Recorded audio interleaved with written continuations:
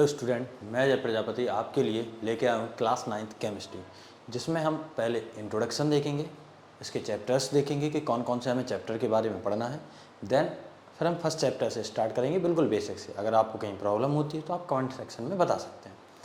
तो जैसे class 9th की अगर केमिस्ट्री में बात किया जाए कि कौन कौन से चैप्टर, तो सबसे पहले जैसे मैंने लिखा है यहाँ पे, आप देख पा रहे होंगे कि हमारे आसपास के पदार्थ, अर्थात हमारे आसपास में जितने भी पदार्थ हैं, चाहे वो ठोस अवस्था में हो, चाहे द्रव अवस्था में हो, चाहे गैस अवस्था में हो, चाहे वो प्लाज्मा में हो, चाहे वो बोस आइंस्टाइन कंडेंसेशन में हो, इन सभी के बारे में अपन लोग पढ़ेंगे।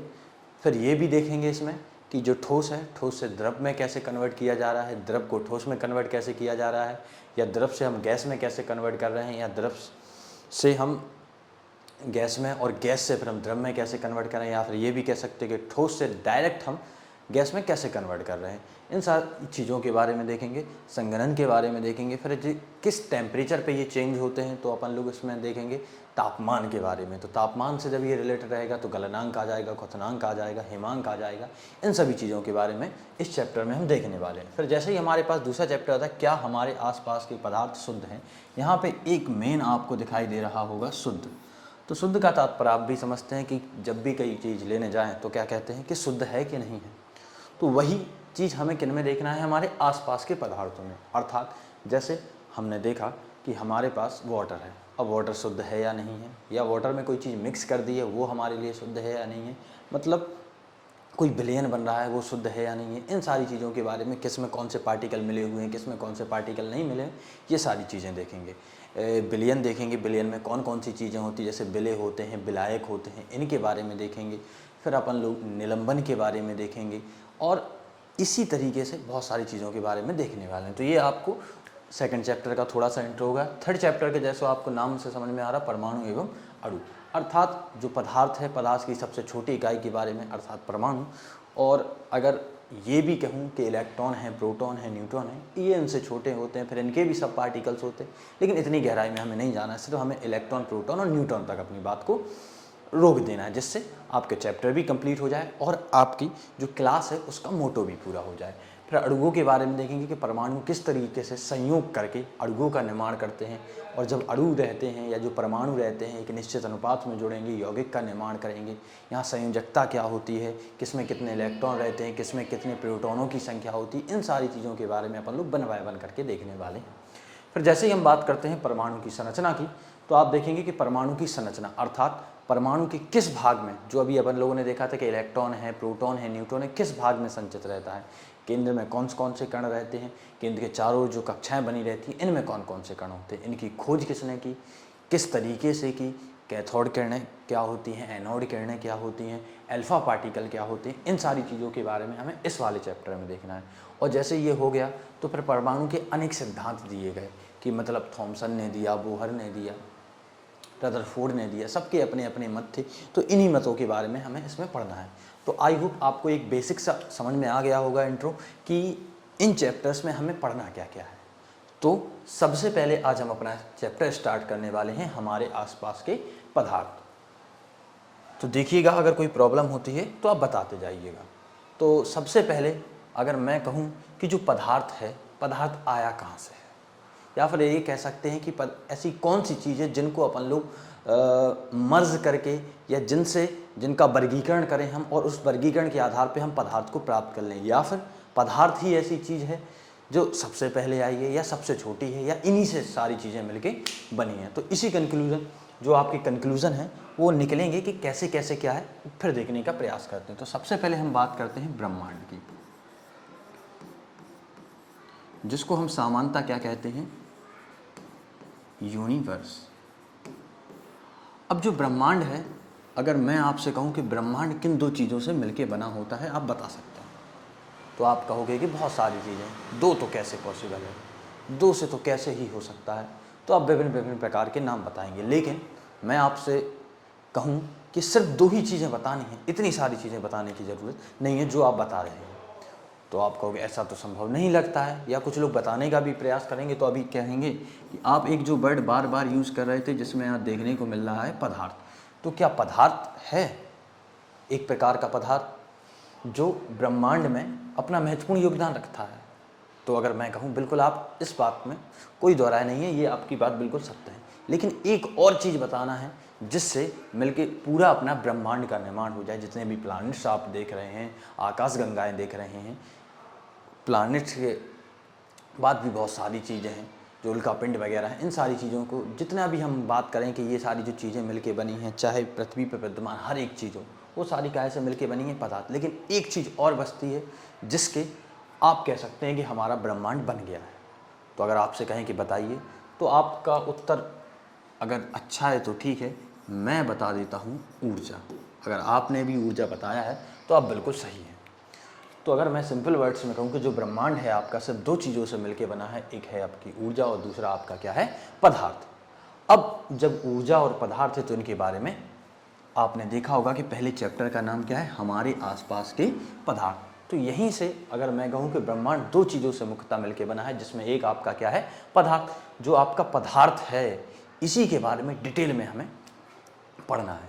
तो देखा जाए कि जो पदार्थ है, अब ऊर्जा की अगर बात करें तो ऊर्जा आपको बताई जाएगी, लेकिन अभी आपको ऊर्जा थोड़ी सी रहने दीजिए। जैसे ही मैं ऊर्जा की बात करूंगा कि जब कोई पार्टिकल मूव कर रहा है, यहाँ से वहाँ जा रहा है, वहाँ से यहाँ जा रहा है, तो ऊर्जा की चर्चा करेंगे और थोड़े अच्छे से करने का प्रयास करेंगे। अभी मैं आपको बता दूँ लेकिन उतनी अच्छे से आपको समझ में नहीं आएगा, इसलिए मैं चाहता हूँ कि पहले आप डिटेल में पदार्थ के बारे में समझें। जब ऊर्जा वाला टर्म आएगा तो बिल्कुल डिटेल में समझने का प्रयास करेंगे। एक शब्द में उतने अच्छे से चीज़ें समझ में आई होप नहीं आती होंगी। तो अगर पदार्थ की बात कहें, जिसको सामान्यतः हम क्या बोल सकते हैं? मैटर। तो अगर पदार्थ कहा जाए क्या है, सबसे पहले क्वेश्चन यही आता है कि पदार्थ है क्या। तो मैं कहूँ या आप कहें कि जो स्थान घेरता है, जो स्थान घेरता है, अर्थात जैसे मैं हूँ, मैं अभी खड़ा हुआ हूँ, मेरी जगह पे कोई और आके तो खड़ा हो नहीं सकता है, तो अर्थात मैंने कोई ना कोई स्थान घेर लिया है।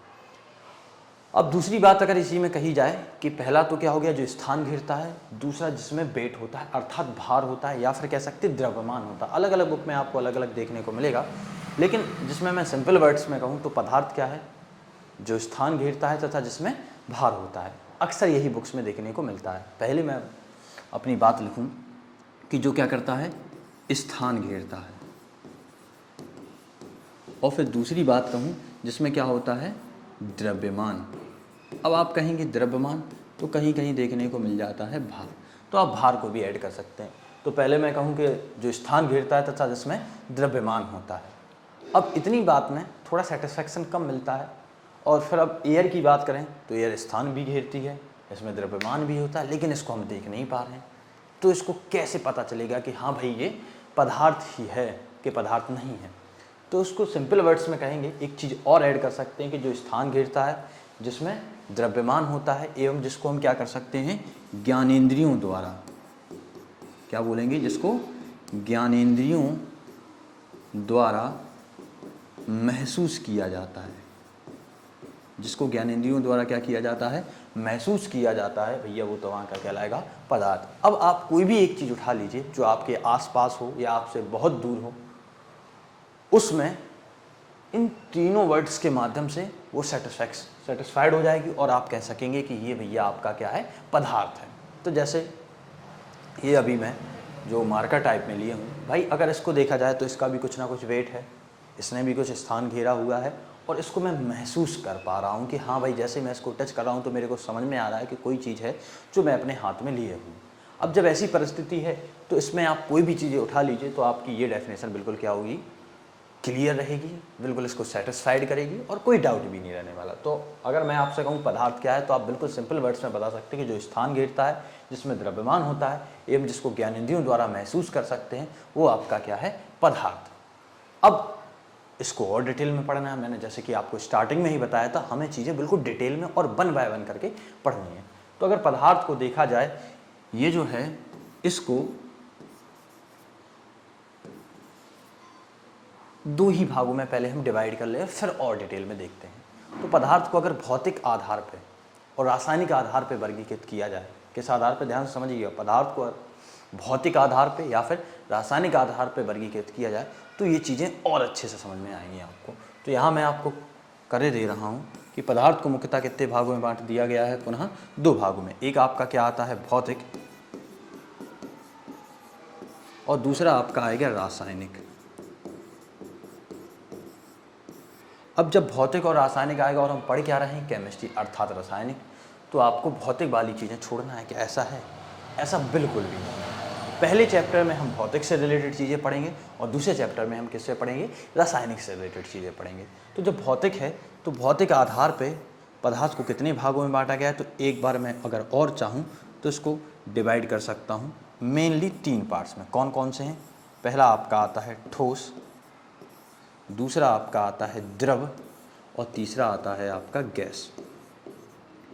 अब कुछ बच्चों का यह क्वेश्चन रहता है कि प्लाज्मा और बोस आइंस्टाइन कहाँ चले गए, तो है, लेकिन आपने सुनी नहीं मेरी बात। मैंने क्या कहा था कि पदार्थ को भौतिक आधार पर मुख्यतः, ध्यान सुनिएगा, मैंने क्या कहा है, पदार्थ को भौतिक आधार पर मुख्यतः कितने भागों में बांटा गया है, 3 भागों में। जो आपका पहला कौन सा है, ठोस है, दूसरा आपका कौन सा है, द्रव है, और तीसरा आपका कौन सा है, गैस है। तो आई होप आपको चीज़ें क्लियर हो गई होंगी। और जो बाकी हैं उसको मैं यहाँ लिख देता हूँ कि आपका एक और क्या है, प्लाज्मा, और एक और है जो आपका क्या है, बोस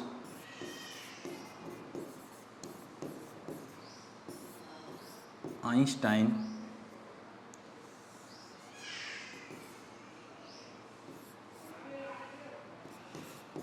बोस आइंस्टाइन कंडेंस। ठीक है, अब ये जो हैं तो यहाँ पे 1 2 3 और 2 और हो रहे हैं, या इसको आप ऐसे चाहें तो ऐसे भी लिख सकते हैं कि आपका ये हो गया आपका 4 नंबर और ये आपका क्या हो गया है, 5 नंबर। तो भौतिक आधार पे या पदार्थ की जो अवस्थाएं हैं उनको अपन लोग कितने भागों में बांट सकते हैं, 5 भागों में बांट सकते हैं कि ठोस है, द्रव है, गैस है, प्लाज्मा है और बोस आइंस्टाइन कंडेंसेशन। लेकिन अगर मैं आपसे कहूँ मुख्यता, तो मुख्यता में आपको मेनली 3 ही देखना है, एक ठोस है, द्रव है और दूसरा क्या है, गैस है। तो आई होप आपको चीज़ें क्लियर हो रही होंगी। तो सबसे पहले आप क्या कीजिए, इसका स्क्रीनशॉट लीजिए, फिर अपन लोग आगे बढ़ने का प्रयास कर सकते हैं। तो आई होप आपने स्क्रीनशॉट ले लिया होगा। तो आगे बढ़ते हैं। अगर कोई प्रॉब्लम है तो आप बताइए कमेंट सेक्शन में, आप अपनी बात रखिए, जिससे मैं क्या कहा कि जब आगे वीडियो बनाऊँ तो आपकी बातों को बिल्कुल क्लियरली वे में आपको समझा सकूँ। तो जो मैंने देखा है कि ठोस है, द्रव है और गैस है, और आपको भी समझाने का प्रयास किया कि मुख्यतः कितने भागों में बांट गया, ठोस, द्रव और गैस। तो पहले एक एक करके ठोस को समझते हैं, फिर द्रव को समझेंगे, फिर गैस को, और फिर वर्गीकरण के आधार पे तीनों को समझने का प्रयास करते हैं, जिससे आपके लिए चीज़ें बहुत ही आसान होने वाली हैं। तो सबसे पहले अगर मैं बात कहूँ कि जो पदार्थ है, पदार्थ को कितने भागों में बांट दिया गया है, आपने 3 भागों में बांट लिया। पहला आप मुख्यतः 3 भागों में बांटा है, ठोस, दूसरा द्रव और तीसरा गैस। यहाँ पे अगर मैं आपसे कहूँ कि किस आधार पे आपने इनको ठोस, द्रव और गैस में बांटा है, ध्यान सुनिए, किस आधार पे आपने पदार्थ को 3 भागों में बांटा है, ठोस, द्रव, गैस। तो आधार कही है, लेकिन जिनमें से एक आधार मुख्यतः आपको देखना है इनके आकार एवं आयतन के आधार पर। ध्यान समझिए, किस आधार पे, आकार एवं आयतन के आधार पे। मैं यहाँ पे एक वर्ड लिखता हूँ, आकार एवं आयतन। तो क्वेश्चन आपका आता है, क्या आकार एवं आयतन तीनों के अलग अलग होते हैं, क्या तीनों के समान होते हैं, या फिर समान होते हुए अलग अलग होते हैं? तो आपका क्वेश्चन जायज़ है, लेकिन ऐसा है, जो भी होता है मैं आपको समझाने का प्रयास करता हूँ, लेकिन मैं कहूँ कि समान होते हैं, अलग अलग होते हैं, तो ऐसा भी नहीं है बिल्कुल। तो देखते हैं। सबसे पहले अगर आकार की बात की जाए तो आकार में आपको भी पता है कि किसकी चर्चा की जाती है, शेप की। जैसे यहाँ पे मैं अगर शेप लेने का प्रयास करूँ तो सबसे पहले जैसे ये ले लेता हूँ,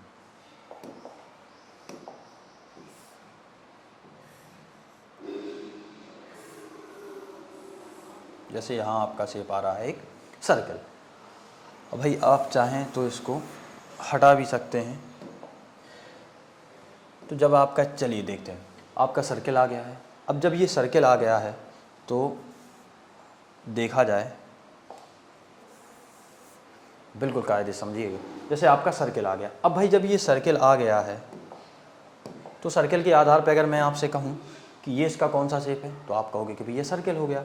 अब जैसे सर्कल के आधार पर मान के सफेद समझिए, वैसे सर्कल एक शेप नहीं होता है, शेप तो होता क्या है, जो रहता है वो क्या रहता है, गोलाकार।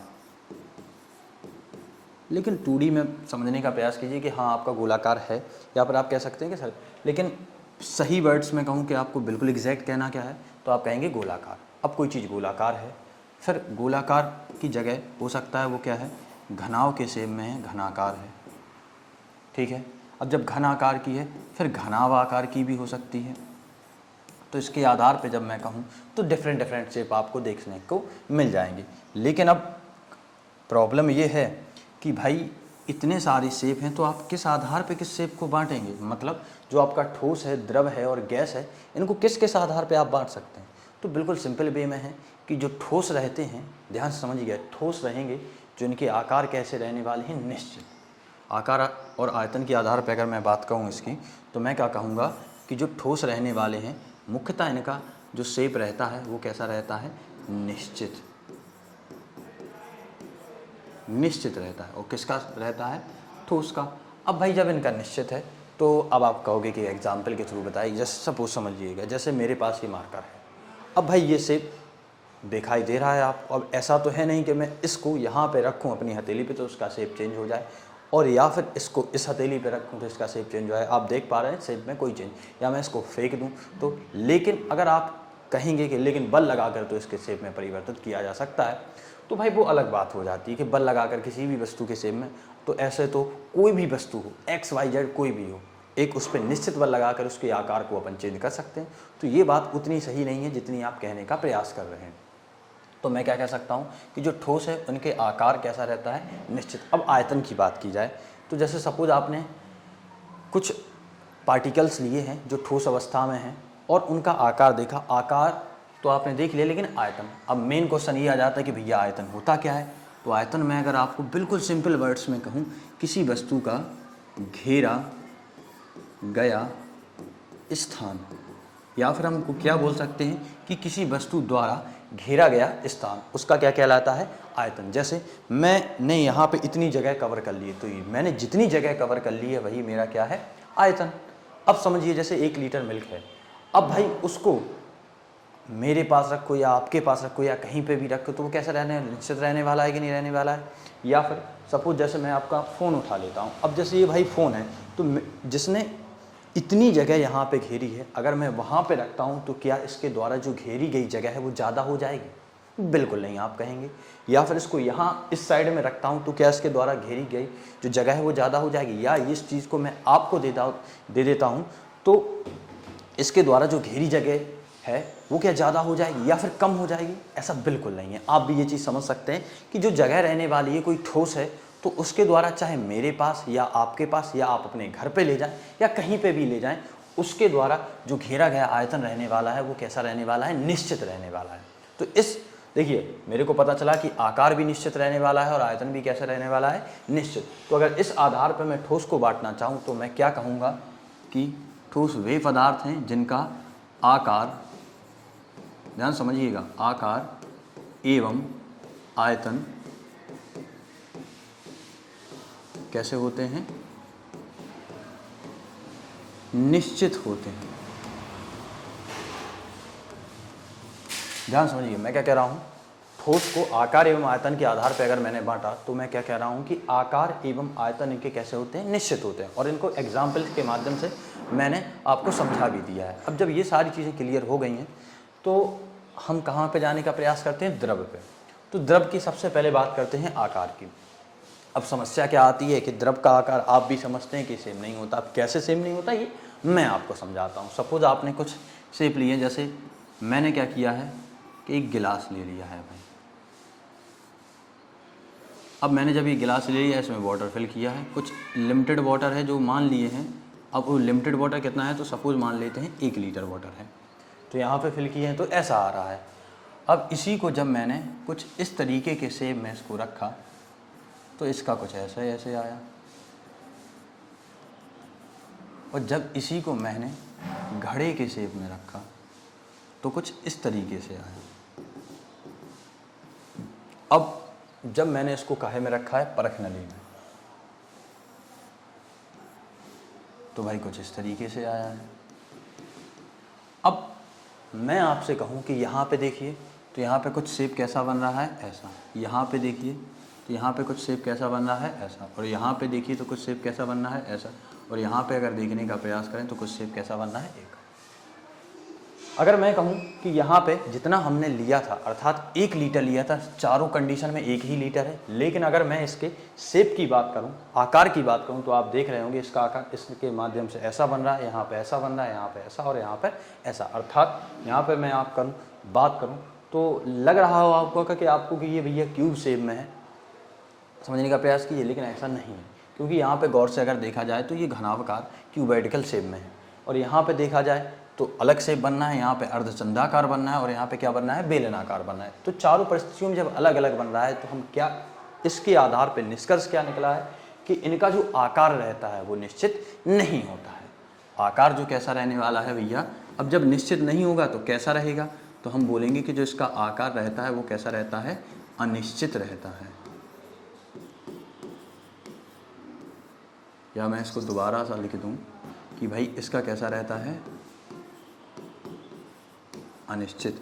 अब जब भाई ये अनिश्चित रहता है, इसका जो आकार है वो कैसा रहता है, अनिश्चित। जब ये अनिश्चित है तो क्या इसका आयतन निश्चित है, ध्यान समझिएगा कि यहाँ पे ये चीज़ तो समझ में आ गई कि आकार जो है वो कैसा है, अनिश्चित। फिर क्वेश्चन आता है आयतन के कि घेरा गया स्थान। तो मैं अगर कहूँ यहाँ पे इसकी लंबाई, चौड़ाई, ऊंचाई आप निकालें, आयतन जो रहता है लंबाई भी घेरता है, चौड़ाई भी घेरता है और ऊंचाई भी घेरता है, अर्थात ये काहे में होता है, 3D में। अब जब ये 3D में है तो भाई यहाँ पे जो आप कैलकुलेशन करेंगे, यहाँ पे जो कैलकुलेशन करेंगे, यहाँ पे करेंगे और यहाँ पे करेंगे, सबकी कैलकुलेशन ऑलमोस्ट कैसी आएगी, सेम। जब सेम आएगी तो इस आधार पर निष्कर्ष क्या निकलेगा कि इनका जो आयतन है वो कैसा है, निश्चित। तो समझिएगा आकार अनिश्चित आ रहा है और जो आयतन है वो कैसा आ रहा है, निश्चित आ रहा है। जब आकार आपका अनिश्चित आ गया और आयतन निश्चित आ गया तो इसी के आधार पे हमने डेफिनेशन काहे की बना दी, द्रव की। और हम कह सकते हैं कि द्रव क्या है, तो क्वेश्चन मैंने बताया है आपको कि क्वेश्चन इसी आधार पे पूछा जाएगा आपसे कि आकार एवं आयतन पे। तो मैंने जब परिभाषा बताने का प्रयास किया तो ऐसे पदार्थ जिनका आकार कैसा रहे, अनिश्चित, परंतु आयतन कैसा रहे, निश्चित, वो किस अवस्था में क्या होते हैं, द्रव अवस्था में। तो ऐसे पदार्थ ध्यान से समझ लीजिए, एक बार और बोलने का प्रयास कीजिएगा, ऐसे पदार्थ जिनका आकार कैसा होता है, निश्चित होता है, परंतु आयतन निश्चित होता है, वो आपके क्या कहलाते हैं, द्रव। अब सबसे लास्ट आता है गैस। तो इसको और समझने का प्रयास करते हैं, फिर कोई दिक्कत होती है तो बताइएगा। जब गैस को आपने देखा है, बिल्कुल देखा है, और आप यूज़ भी करते हैं, जैसे परफ्यूम की अगर मैं बात करूं तो भाई इसमें गैस ही भरी रहती है। जो हमारे घरों में LPG आता है, सिलेंडर आते हैं LPG के सिलेंडर, इनमें भी गैस भरी रहती है। जब ये गैस भरी रहती है तो आपने देखा होगा कि सबसे पहले इनके आकार की बात करें, काय की बात करें, आकार।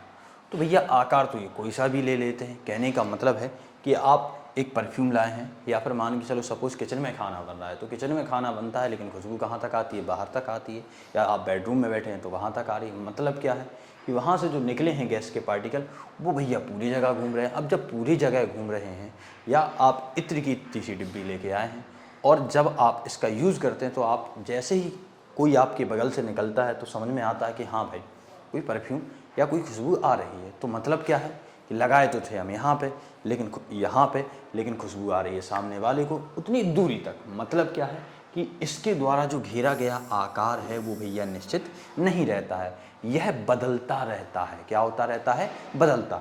अब बात करेंगे आयतन की। तो आयतन समझिएगा, जैसे जो हमने सपोज़ थोड़ा सा लिया है, थोड़ा सा कुछ मात्रा में, सपोज़ 1 चम्मच या 2 चम्मच हमने गैस के पार्टिकल्स ले लिए। अब ये जो गैस के पार्टिकल एक छोटी सी डिब्बी में इजीली आ जाएंगे। तो भाई छोटी सी डिब्बी मतलब इतनी सी में आ गए। अब मैं एक कमरे में पहुंचा, बड़ा सा कमरा, उसको खोल दिया। तो जैसे ही खोला तो ये क्या करेगा, ये पूरे कमरे को घेर लेगा और पूरे कमरे को कैसे कर देगा, सुगंधमय कर देगा। मतलब इतनी जगह में था तब भी ये सुगंधमय कर रहा था, और जब इतनी पूरी जगह में है तब भी ये क्या कर रहा है, सुगंधमय। अर्थात इसके द्वारा जो घेरा गया स्थान है वो भी क्या होता है, बदलता रहता है। अब जब भाई ये बदलता रहेगा तो बिल्कुल सिंपल वे में हम क्या लिख सकते हैं कि जो आकार है, क्या है, आकार एवं आयतन। ध्यान समझिए, आकार एवं आयतन दोनों कैसे हैं, अनिश्चित। निश्चित तो है नहीं। अब जब दोनों कैसे हो गए हैं, अनिश्चित हो गए हैं, तो इनकी भी डेफिनेशन निकल के आ जाती है कि गैस की कि ऐसे पदार्थ जिनके आकार एवं आयतन कैसे रहते हैं, अनिश्चित रहते हैं, वो क्या कहलाते हैं, गैस कहलाते हैं। ध्यान समझिएगा, ऐसे पदार्थ जिनके आकार एवं आयतन कैसे रहते हैं, अनिश्चित रहते हैं, क्या कहलाते हैं, गैस कहलाते हैं। अब आप कहेंगे कि ठोस के उदाहरण, तो भाई उदाहरण तो बड़े सिंपल हैं। जैसे मैं कह लूँ सबसे पहले ये मार्कर ही ले आऊँ, या फिर कोई बॉक्स भी बोल सकते हैं, या फिर क्या बोल सकते हैं, कोई बॉल बोल सकते हैं। ये किस अवस्था में, ठोस अवस्था। अब द्रव की बात कहें तो द्रव में क्या आ जाता है, सबसे पहले आपका आता है वाटर। तो मैं कहूँ तो आप कहोगे वाटर। फिर उसके बाद ऑयल आ जाता है, तो ये भैया कौन सी अवस्था में। अब गैस की बात करें तो गैस में आप ऑक्सीजन गैस भर सकते हैं, नाइट्रोजन गैस हो गई, या विभिन्न प्रकार की गैसें हो गई हैं। तो इनके उदाहरण भी आपको समझ में आ गए हैं, डेफिनेशन भी समझ में आ गए। अगर आपको चीज़ें पसंद आई हैं तो आप हमारे चैनल को सब्सक्राइब कीजिए और ज़्यादा से ज़्यादा शेयर कीजिए, जिससे आप और आपके साथी भी इस चीज़ को क्या कर सकें, पढ़ाई कर सकें और इस चीज़ का आनंद ले सकें। All the very best.